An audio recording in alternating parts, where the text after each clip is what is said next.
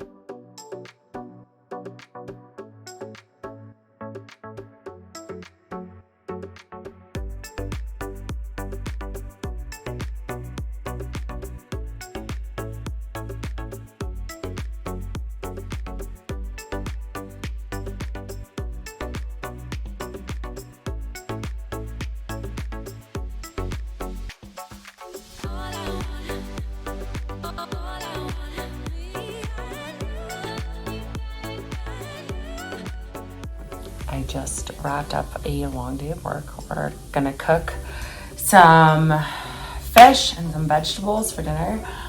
And something weird that's been happening is that I have been doing so much less, like with work, just because I, again, like scheduled it that way for the summer so I could spend them the most time possible with the kids.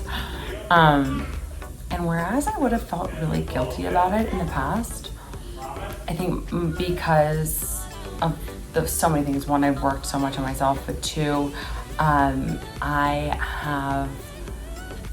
doing so much with them, and it just feels like my time is filled in a different but also meaningful way. It's been super awesome.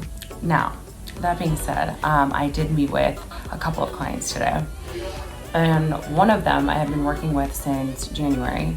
And she came to me with really high CRP, really dysfunctional cortisol levels, an adrenal burnout, super low progesterone, like anovulatory cycles. Today we did her final lab review from our 6 months of working together. Her cortisol was lowered. It first rose up and then it lowered down into the normal range. Her CRP came down 3 points, and her progesterone levels went from anovulatory cycles to so much progesterone that she could support a really healthy pregnancy, which is ultimately going to be the goal.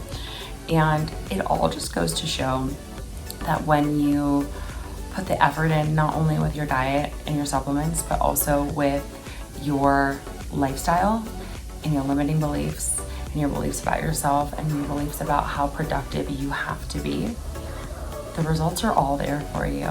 It's so much about stress, just as much as it is about putting whatever you are putting into your mouth. It is so much about stress, perceived stress, and your belief about what you're worthy of in terms of self-care. Healing is like so much more powerful when you start to shift some of those old limiting beliefs that put you into self-sabotaging patterns.